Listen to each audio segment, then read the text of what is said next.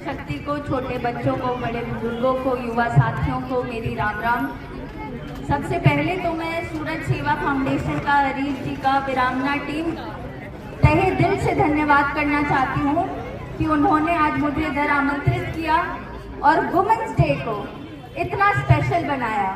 बहुत बहुत धन्यवाद। एक और चीज पे मैं एम्फेसिस डालना चाहती हूँ कि ये कोई आम प्रोग्राम नहीं है, ये वीर भगत सिंह की माता जी के नाम पे प्रोग्राम रखा गया है, विद्यावती देवी जी के नाम पर। और आज ये जो प्रोग्राम रखा गया है, इसमें जो हमारे बच्चे अलग अलग स्टेट्स में जाकर ब्रॉन्ज, सिल्वर, गोल्ड मेडल जीत के लाए हैं, उनको नहीं बल्कि उनकी माँ को सम्मानित किया गया है।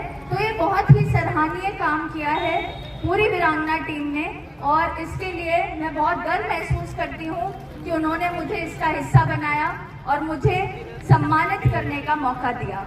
बहुत बहुत धन्यवाद। इसी के साथ मैं आपको बताना चाहती हूँ कि हम वुमेन्स डे बना तो रहे हैं साल पर ये होता क्यों है। मैं अपना परम कर्तव्य हमेशा जागरूकता फैलाना समझती हूँ। तो वुमेन्स डे अंतर्राष्ट्रीय स्तर पे बनाया जाता है।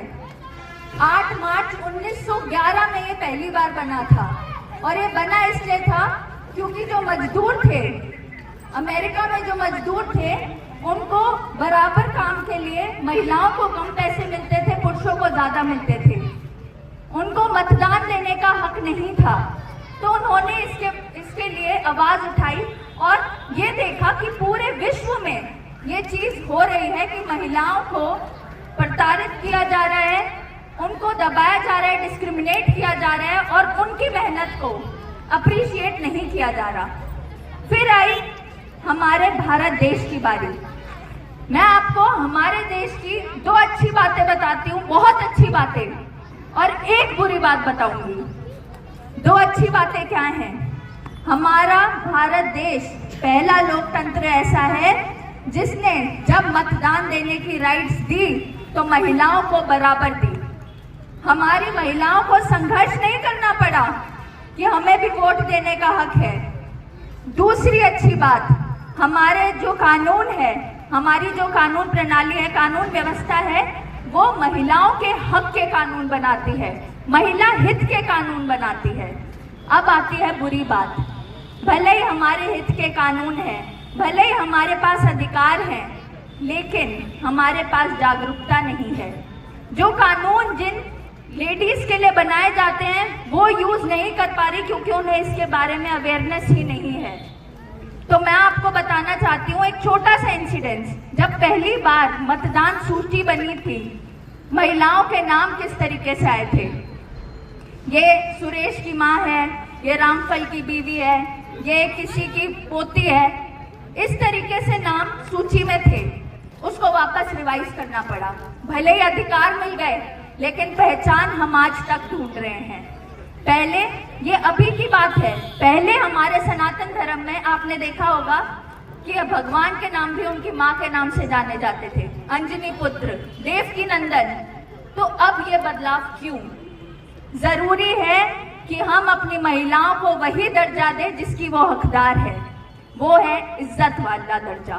किसी भी चीज को इज्जत देनी हो, उसका स्तर ऊपर बढ़ाना हो, तो उसके आगे माँ शब्द लग जाता है, भारत माँ, गौ माँ। तो फिर जब हमारी अपनी माँ है, जननी है, जो उसको क्यों प्रताड़ित किया जा रहा है? उसको क्यों सिर्फ घर में बंद करके उसकी मेहनत को ये माना जा रहा है ये तो इसका काम है?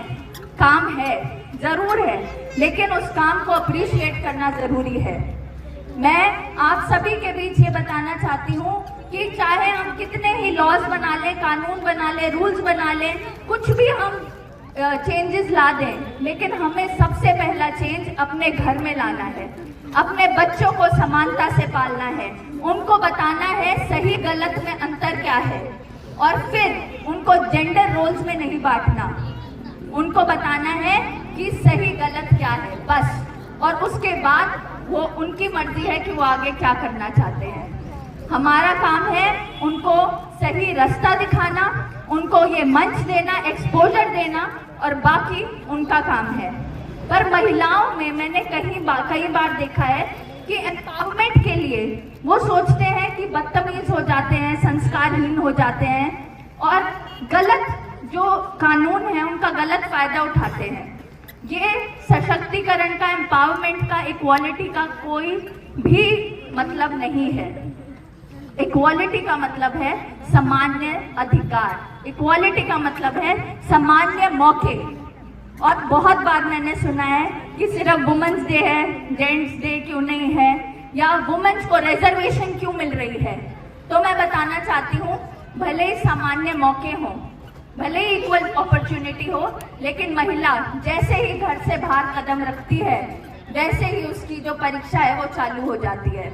और यहाँ मैं टीम वीरांगना का नाम जरूर लेना चाहूंगी, क्योंकि सुरक्षित माहौल बनाने से लड़की सुरक्षित नहीं होती। लड़की को अपने आप इतना ताकतवर बनना है कि उसको सुरक्षा की जरूरत ना पड़े। तो हम अपने बच्चों को जैसे पढ़ाते हैं उसी तरह उनको